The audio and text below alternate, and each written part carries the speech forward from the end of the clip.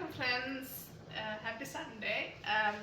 நான் நீங்கள் டிக்டாக்ல பேர் கேட்டுருக்கிறீங்க நான் என்ன சாப்பிட்டு மெலிஞ்சிடான்னு. நான் 10 கிலோ இப்போ 6 மாதம் இருக்கும் மெலிஞ்சிருப்பேன்.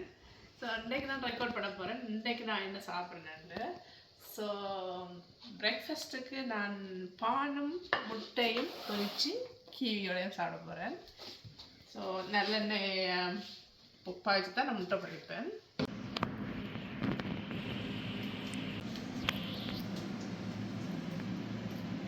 ஸோ பான் கீவி, பானுக்கு மேலே 2 முட்டை, அது வீட்டுக்காரருக்கு ஒரு முட்டை, அதுக்கு மேலே கொஞ்சம் கெச்சப். நோர்வேல பார்த்தீங்கன்னா ரெட் ஹாட் சில்லி கெச்சப், நல்ல ஒரு பூச்சி கெச்சப். நான் வேறு இடங்களில் காணேன், சூப்பராக இருக்கும். அதோட மற்றது சொசேஜஸ் ஒன்று எடுக்கிறேன், மற்றது ஹப்பிக்கு மானுக்கு. ஸோ இதில் பார்த்தீங்கன்னா நல்ல புரதச்சத்து, கொழுப்பு சத்து, நார் சத்து, கார்போஹைட்ரேட்ஸ் எல்லாமே இருக்குது. இங்கே கேட்குறான் நல்ல கொழுப்பு சத்து சொசைட்டிஸில் இல்லையான்னு. பட் எல்லாம் அளவோடு சாப்பிடணும். முன்னாடி ஞாயிற்றுக்கிழமை நல்ல பிஸி வேலையை போவேன் பின்னேரம். ஸோ ஒன்று என்ஜாய் பண்ணலாம். மற்றபடி பழமையான நாளில் நான் அது செய்ய மாட்டேன், மற்றதை சாப்பிடுவேன்.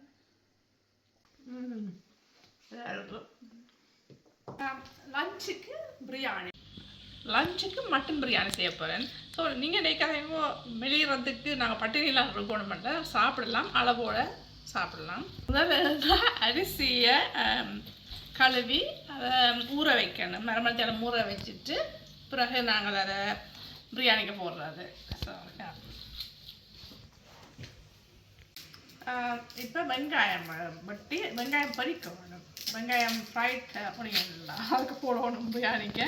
அப்போ அதுக்கு வெங்காயம் வெட்டிட்டு இருக்கிறேன். இப்போ வெங்காயம் வெட்டி முடியுது. வெங்காயம் வெட்டினா எனக்கு கண் எரியாது. சரி, எப்போ கொஞ்சம் குறைஞ்சிட்டு திருப்பி இன்றைக்கு கண் எரிய தொடங்கிட்டது. ஒரு மணி கூட தான் வெங்காயம் போடணும். வெங்காயம் எனக்கு பச்சை மிளகாய், மற்றது கொத்தமல்லி நான் நேற்று வாங்க மறந்துட்டேன், கொஞ்சம் இருக்கு, அதை பாய்ப்போம். மற்றது புதினா, புதினா அங்கே இருக்கான்னு பார்ப்போமா, வாங்க புதினா இருக்கும்.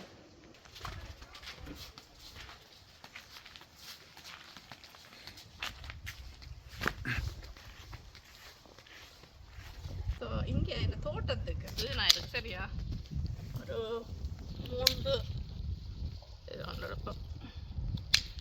சரி, ஒரு சின்ன துண்டு எடுப்போம்.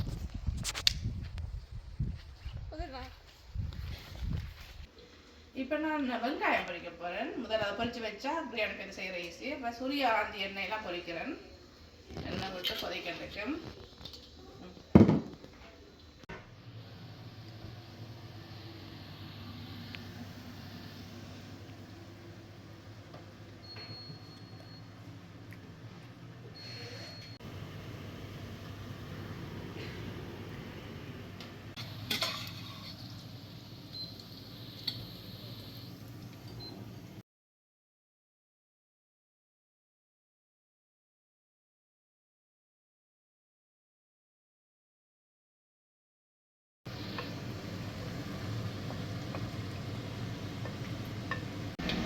ஓகே, இப்போ நான் பிரியாணி செய்துட்டு இருக்கிறேன். நான் இந்த ஆட்டிறைச்சியை நான் நேற்றே மேரினேட் பண்ணி வச்சுட்டேன், அப்போ தான் நல்லா ஊறி இருக்கும். இப்போ பிரியாணிக்கு ஆட்டிறைச்சி எல்லாம் போட்டு மிக்ஸ் பண்ணியாச்சு. புதினா இல்லை கொத்தமல்லி இல்லை எல்லாம் போட்டு மிக்ஸ் பண்ணியாச்சு. அதில் வெங்காயம் பொரிச்சு கொஞ்சம் போட்டுட்டேன். இது மேலே கொஞ்சம் மேலே போடுறதுக்காக வெங்காயம் பொரிச்சிட்டு கொண்டுருக்கிறேன். ஸோ இப்போ நான் ரைத்தா செய்கிறேன். அதுக்கு கியூக்கம்பர், யோகர்ட், மல்லி இல்லை கொத்தமல்லியில் போடலாம். பட் எனக்கு இன்றைக்கி நான் காணாது, ஸோ அது போடல. மற்றது மிளகுத்தூள், நச்சீரகத்தூள், உப்பு எல்லாம் போட்டு, சட் மசாலா எல்லாம் போட்டு மிக்ஸ் பண்ணி பிரியாணியோடு சாப்பிடுவோம். இந்த மிளகரையும் சேர்க்கணும். இல்லை பிரியாணியில் நாங்கள் மிளகரை சேர்க்குற வழியாக இதை செய்கிறேன். ஸோ ஊட்டச்சத்துக்கள் கணக்கு பாய்ச்சி செய்கிறேன். பிரியாணி முடிஞ்சது.